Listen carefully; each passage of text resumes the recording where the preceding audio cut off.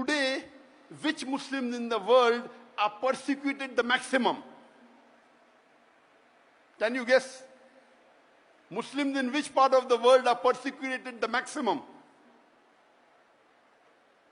Can you guess? From where? Myanmar. Palestine. According to me, today, maximum that Muslims are being persecuted is in Xinjiang, China. Uyghur Muslims. Yes, Muslims are being persecuted in Myanmar a lot, in Palestine a lot, but in China, it is on different levels. At least in Palestine, the Muslims can pray Salah. Correct? They can say Allahu Akbar. They can fast. They can read the Quran. They can get the contentment in their heart. They are being persecuted without doubt. But in China, they are systematically trying to exterminate them. If you know history, in the middle part of the 20th century, a lot of part of Turkey was taken over by the countries. Some part was taken by Russia, and this part, Xinjiang, was taken over by China. They're actually Turkish people, Eastern Turkestan. And they made it part of China illegally. And many countries are doing that.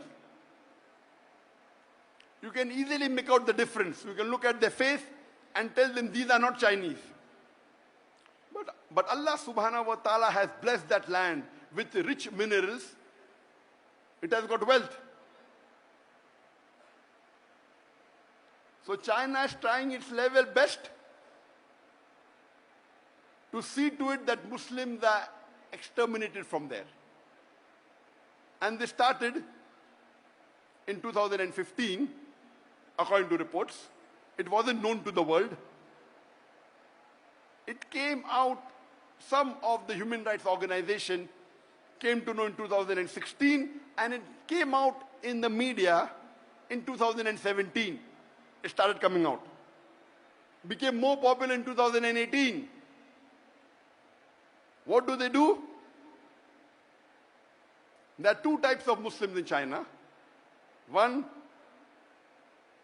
is the Uyghur Muslims. The other is the Han Muslim. The Han Muslim, the Chinese Muslim.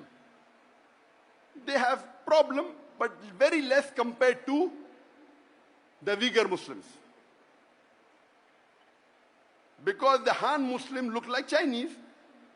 They have problems, but compared to the Uyghur Muslims, very little.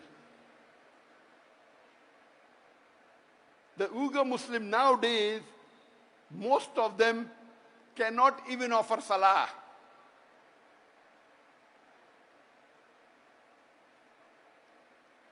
They're not allowed to fast. They are forced to have food during Ramadan. Many are forced to have alcohol. They aren't allowed to learn Arabic. And if they don't listen to the authorities, they are put into concentration camps. The Chinese government says this is re-education. Re-education. Many of the Uyghur Muslims in these concentration camps, they are tortured. They are harassed. They are asked to give up their religion. They are asked to follow communism. And those that are outside, they are being tracked by cameras, by face recognition. And this has been leaked by the human organization. Almost all of them, they are non-Muslim organizations. So much so that 1 month before,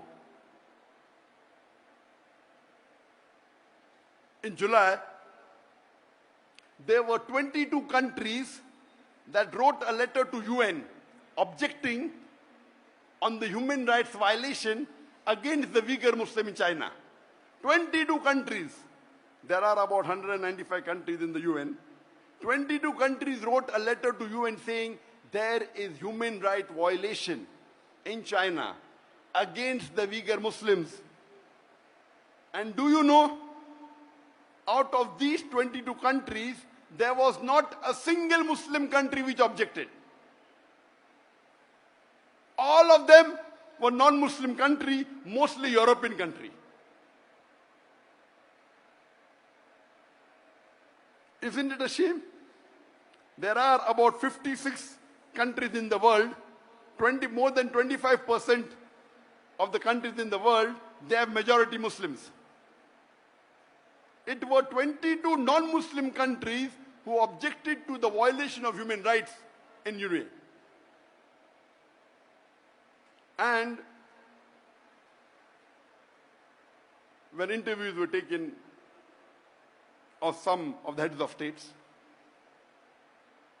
and some did say that Muslims are weak, it will not benefit us much to object. To tell you the fact, they may be right. What they're doing, if you did not object and kept quiet, they may be using the rule of the Sharia, let a small loss take place to prevent a big loss. The Sharia gives you permission in Islam, it's usul, that let a small loss take place to prevent a big loss. If you think by objecting, you will not get any benefit, but there may be retaliation, there may be problem in your country, and if you do not take the best or the second best option of stopping with the hand or stopping with the tongue, you remain silent. This, if the situation is like that really, that if you object there may be retaliation, and if you take the decision of keeping quiet, Sharia gives you permission. That among the 56 countries, no one had the guts. But 22 non-Muslim countries had the guts. Here the story doesn't end. The story which is really disheartening is, few days later, 37 countries give a letter to UN saying what the Chinese government is doing is correct. They are not torturing the Muslims. They are not violating human rights. They are educating them. They are doing anti-terrorism. 37 countries. Out of these 37 countries, 15 countries were Muslim countries. More than 40% of the countries which supported China, saying that what you're doing is right against the Muslims, what you're torturing them is correct, it is anti-terrorism, they were Muslims.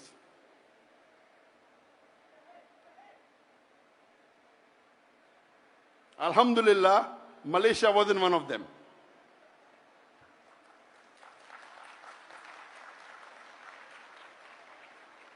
I don't want to take the names of the country which gave a letter, because I want to wake up the Muslims. By Allah's grace, I meet the heads of most of these countries. Whenever I meet head of state, my job as a da'i is to convey the message of Allah. Whether they follow or not, it's in their hand. I don't want to take the name because I don't want to embarrass them.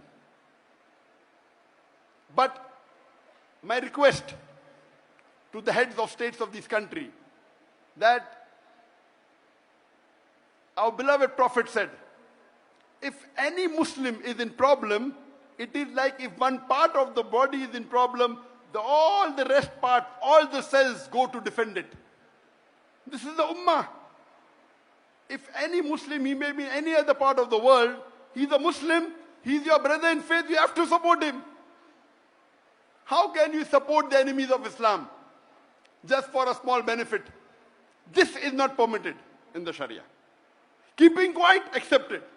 We are weak, you're keeping quiet.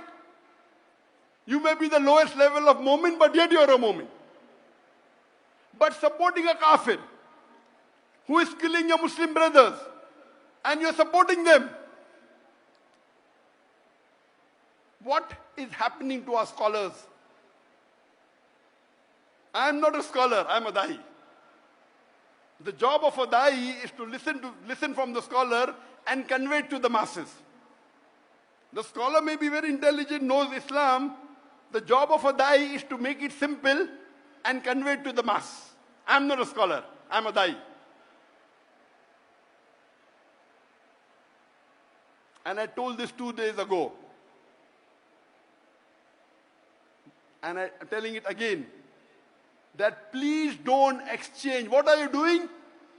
For a seat in this world, for power in this world, for wealth in this world, you're exchanging your seat in Jannah. And you're purchasing your seat in hellfire. You're a very bad businessman. The Jannah is the true happiness. And I gave the details in the first talk I gave in Kelantan on the 7th of August, day before yesterday. What's happening to the Muslim Ummah? We are deteriorating. There was a time when the Muslims were on top of the world. When the Quran was revealed, the Muslims were looked down upon. It was called as Yawmul Jahiliyyah, the days of the ignorance. The Arab did the tawaf around the Kaaba naked. They were Jahil people. Allah reveals the Quran and makes them the torchbearer of the world. The Muslims became on top of the world. Europeans called from the 8th to the 12th century dark ages. Dark for them, not for us. The advancement that the Muslims made in science and technology, it is phenomenal. We were on top of the world. Today, Muslims are in large number. More than 25% of the world population are Muslims.